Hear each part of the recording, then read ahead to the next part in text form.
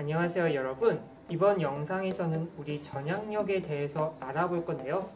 우리 전향력이라고 하는 것은 코리올리 이펙트라고 불리기도 합니다. 지구가 자전하기 때문에 생기는 가상의 힘 중에 하나인데요. 지구과학 시간에 우리 대기대순환이나 해류의 순환을 배우면서 전향력이라는 단어를 구체적으로 말은 하지 않지만 말하지 않으면 살짝 불편한 그런 느낌도 있어요. 원리를 설명을 할 때. 그래서 수업 시간에 움직이는 방향에 오른쪽으로 휜다 정도만 알고 있으면 된다라고 말을 했고, 실제로도 그것만 알고 있어도 충분합니다.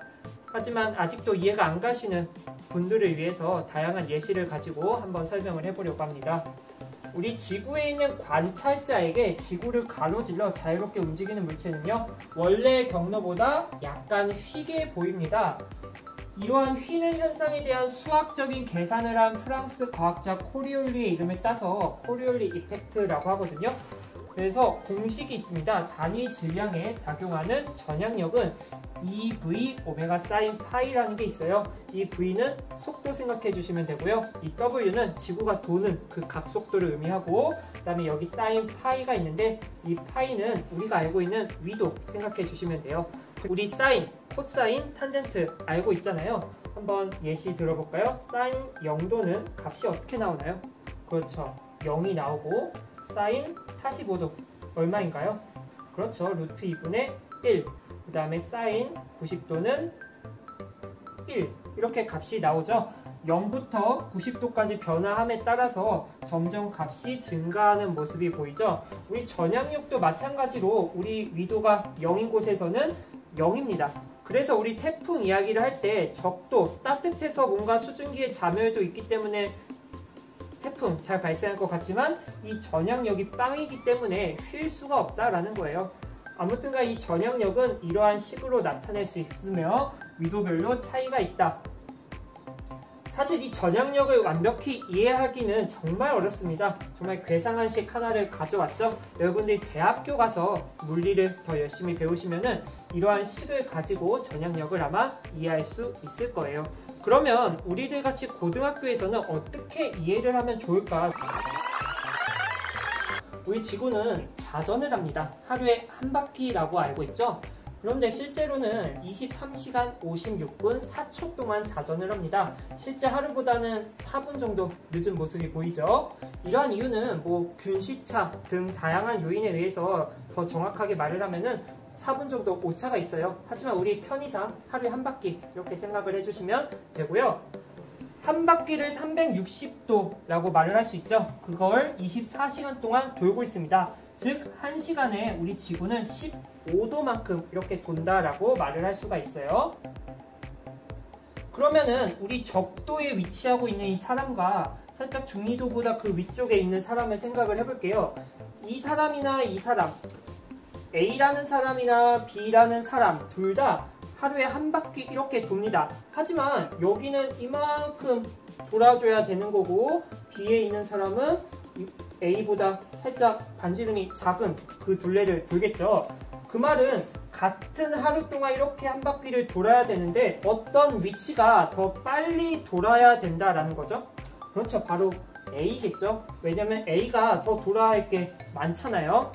무슨 말이냐면요, 우리 적도에 위치하고 있는 사람이 있고요, 극에 가까운 사람이 이렇게 위치를 하고 있어요. 그때 이 두 사람은 한 바퀴가 동일해요. 하지만 지금 어떤 사람이 더 속도가 빨랐죠?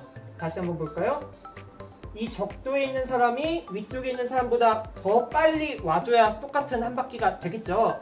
우리 전향력, 이 원리 가지고 이제 이야기를 해보려고 합니다. 여기에 위치한 사람과 여기에 위치한 사람의 속도가 달라요. 그렇기 때문에 뭔가 여기서 여기로 이렇게 움직이는 일이 벌어진다면은 속도 차이 때문에 어떻게 휠 수밖에 없다라는 겁니다. 아시겠죠? 그래서 코리올리라는 사람이 위도별로 이렇게 도는 속도가 다르기 때문에 뭔가 일이 벌어질 거다라고 생각을 해서 이런 생각을 하게 됩니다. 우리 적도에서 우리 극쪽으로 포탄을 이렇게 쏜다라고 해볼게요. 여기서 이렇게 펑 하고 나타나서 위로 이렇게 나는 쏘았는데, 방금 말했듯이 우리 적도에서 이만큼 갔다라고 하면은 우리 적도보다 위에 있는 이 위치에서는 이 정도만큼 갈 거예요. 아시겠어요?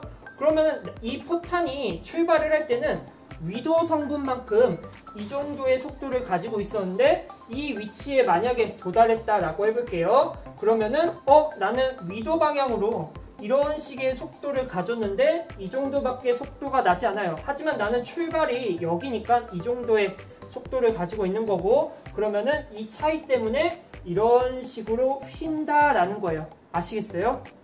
그래서 우리가 말을 할 때 북반구 기준으로 움직이는 거에 오른쪽 방향으로 이렇게 전향력이 작용한다라고 말을 할 수 있는 겁니다. 살짝 어렵죠? 우리 결론만 알면 사실 되거든요. 움직이는 거에 오른쪽 방향으로 휘게 하는 무언가가 있다. 그게 전향력이다. 선생님이 이런 질문을 많이 받았던 것 같아요. 변기통에 물이 이렇게 휘는 거랑 세면대에서 물이 이렇게 빙글빙글 돌아가는 것도 설마 전향력 때문이에요? 라고 질문을 했는데요. 우리 지구가 도는 이야기를 가지고 전향력을 이야기했거든요. 지구에 비하면은 얘네 코딱지만한 그 수준도 안 돼요. 그리고 전향력 자체는 정말 작은 힘이기 때문에 이렇게 작은 규모에서의 뭔가 움직이는 것은 전향력의 영향을 거의 안 받는다라고 생각을 해주시면 되고요. 이러한 뱅글뱅글 돌아가는 것은 구조상으로 이렇게 뱅글뱅글 도는 거다. 우리가 배웠던 이 대기대순환 그리고 태풍 같은 경우는 정말 규모가 큰 움직임이잖아요.